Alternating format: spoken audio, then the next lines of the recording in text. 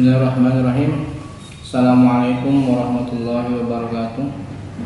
Alhamdulillahilladzi fadala bani Adam bil ilmi wal amal. Wassalatu wassalamu ala asyrafil anbiya'i wal mursalin sayyidina wa maulana Muhammadin wa ala alihi wa sahbihi wa barik wa sallim ajma'in. Amma ba'du. Yang kita cintai dan kita muliakan bersama guru besar kita Sayyidina Syekhul Kabir Sultan Aulia Abah Sayyidina Syekh Al-Fagar bin Mahdi Syekh Bakar bin Salim. Semoga Allah senantiasa menempatkan di tempat yang paling mulia di sisinya Nabi besar Muhammad sallallahu alaihi wasallam serta kepada Umi Wahidah beserta Habib Muhammad Waliullah sekeluarga. Semoga Allah senantiasa memanjangkan umurnya dalam sehat walafiat, dimurahkan rezekinya, terkabul hajat dan cita-citanya, serta kepada kita semua selaku muridnya. Mudah-mudahan kita telah mendapatkan ilmu yang barakat, manfaat fi dini wa dunya wal akhirah. Amin ya rabbal alamin.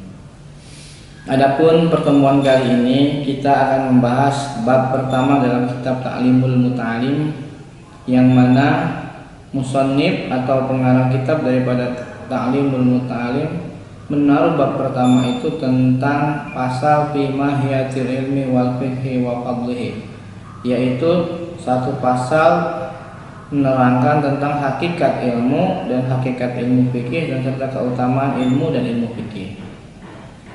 Rasulullah Shallallahu Alaihi Wasallam bersabda, "Talabul ilmi faridatun ala kulli muslimin." Menuntut ilmu itu wajib bagi setiap orang muslim laki-laki dan muslim perempuan. Wajib di sini adalah fardhu ain, yaitu menuntut ilmu yang berkaitan dengan agama Islam, berkaitan dengan sehari-hari atau ilmu hal. Jadi kita wajib belajar ilmu yang berkaitan dengan kehidupan kita. Sebagaimana di dalam kehidupan kita ada sholat 5 waktu, maka kita wajib belajar tentang ilmu sholat 5 waktu. Setelah kita harus belajar tentang fikihnya, karena sholat berkaitan dengan ilmu fikih. Makanya di bab pertama ini diterangkan tentang keutamaan ilmu dan keutamaan ilmu fikih. Ketahui i'lam bi annahu la yaftaradu ala kulli muslimin wa muslimin talabu kulli ilmin. Ketahuilah bahwa sesungguhnya tidak diwajibkan bagi setiap orang muslim laki-laki dan muslim perempuan menuntut semua ilmu. Artinya yang kita wajib tuntut adalah ilmu yang berkaitan dengan kehidupan kita sehari-hari. Bal yuftaradu talabu ilmil hali, akan tetapi diwajibkan bagi setiap muslim laki-laki dan perempuan belajar ilmu yang berkaitan dengan ilmu hal. Apa itu ilmu hal? Sebagaimana yang dikatakan, kama yuqalu afdhalul ilmi ilmul hali wa afdhalul amali hifdzul hal. Paling utamanya ilmu adalah ilmu hal, dan paling utamanya amal adalah menjaga ilmu hal. Apakah ilmu hal? Ilmu hal itu yuftaradu ala kulli muslimin talabu ilmi ma yaqa'u lahu fi hali fi halin kana. Diwajibkan ilmu hal itu adalah diwajibkan bagi setiap muslim laki-laki dan perempuan mencari ilmu yang berlaku baginya di dalam keadaannya sehari-hari. Bi ilmi halin kana, yaitu di dalam halnya keadaan apapun. Contoh, bila dia berdagang, maka ia wajib belajar ilmu tentang perdagangan. Tidak harus belajar semua ilmu. Jika tidak harus belajar ilmu matematika, tidak harus belajar ilmu fisika ketika dia berdagang, maka yang diperdagangkan itulah yang dia harus pelajari. Contohnya seperti dia belajar menghitung, belajar tentang bagaimana dagangannya cepat laku dan lain sebagainya. Fa innahu la budda lahu minas shalah. Sesungguhnya setiap muslim itu harus baginya mengerjakan daripada sholat.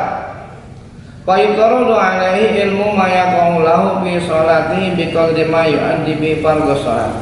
Maka diwajibkan atasnya belajar ilmu yang terjadi baginya di dalam sholatnya, seukuran apa yang menjadi kewajibannya mengetahui fardunya sholat. Jadi di sini Bagi setiap muslim wajib belajar tentang ilmu sholat dan ilmu yang berkaitan dengan sholat seperti berwudu. Nah, berarti ketika seseorang itu melakukan sholat, maka wajib bagi dia mempelajari ilmu tentang sholat dan tentang segala sesuatu yang berkaitan dengan sholat, diantaranya berwudu. Harus tahu mana yang wajib bagi untuk berwudu dan mana yang sunnahnya wudu.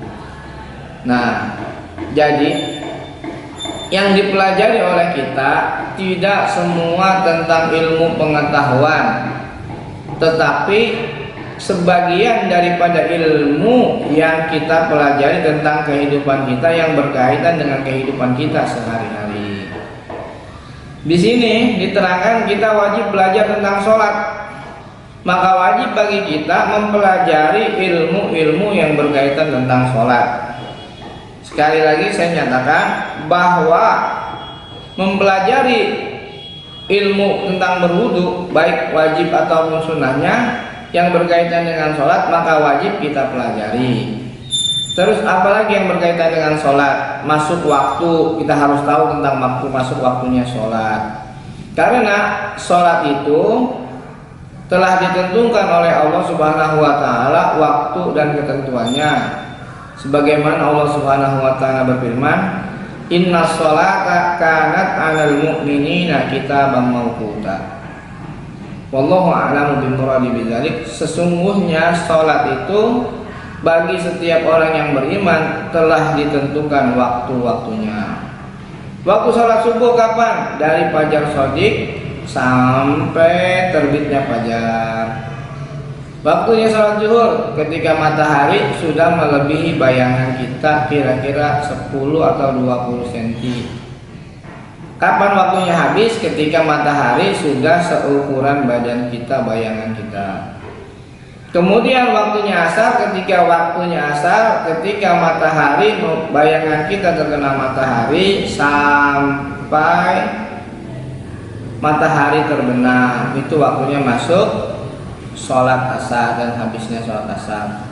Lalu kapan sholat maghrib? Maghrib ini waktunya yang paling pendek. Dulu Abah pernah menerangkan bahwa waktu sholat maghrib ketika sudah berkumandang adzan, sholat sunnah qobliyah 2 rakaat, sholat maghrib 3 rakaat, sama sholat ba'diyah 2 rakaat, itu sudah habis waktu maghrib. Karena waktu maghrib adalah waktu yang paling singkat di dalam sholat 5 waktu. Kapan masuk waktu isya? Masuk waktu isya mulai dari azan isya berkumandang sampai berkumandangnya azan subuh. Waktu isya itulah waktu yang paling lama dan paling panjang. Itulah diantara waktu-waktu sholat yang harus kita ketahui, karena kita wajib mengetahui tentang ilmunya sholat. Sebagaimana yang diterangkan oleh mu'alif daripada kitab Ta'limul Muta'alim. Beliau menerangkan bahwa setiap muslim wajib mempelajari ilmu tentang sholat.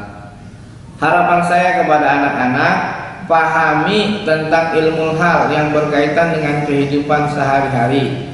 Jadi tidak harus menuntut semuanya ilmu. Mengapa demikian? Karena setiap orang mempunyai keadaan waktu yang berbeda dan kebutuhan ilmu-ilmu yang berbeda. Di sini Imam Ta'limul Muta'alim menjelaskan bahwa ilmu itu terbagi 2. Pertama, ilmu hal dan ilmu yang berkaitan dengan kemasyarakatan. Ketika seseorang belajar ilmu hal yang berkaitan dengan dirinya, dia juga wajib belajar tentang ilmu kemasyarakatan. Contohnya, apabila kita ada orang yang meninggal, kita harus belajar tentang ilmu bagaimana caranya tahlilan.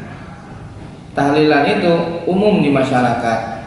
Dan apabila tahlil yang kita baca berbeda dengan tahlilnya masyarakat, maka kita harus mengimbangi tahlilnya masyarakat dan harus menerimanya, karena perbedaan di dalam agama itu biasa. Inilah yang dapat saya sampaikan. Mudah-mudahan bermanfaat bagi anak-anak sekalian. Tugas pokok kalian tadi yang saya bilang adalah mempelajari tentang ilmu hal yang berkaitan dengan kalian. Billahi taufiq wal hidayah. Wassalamualaikum warahmatullahi wabarakatuh.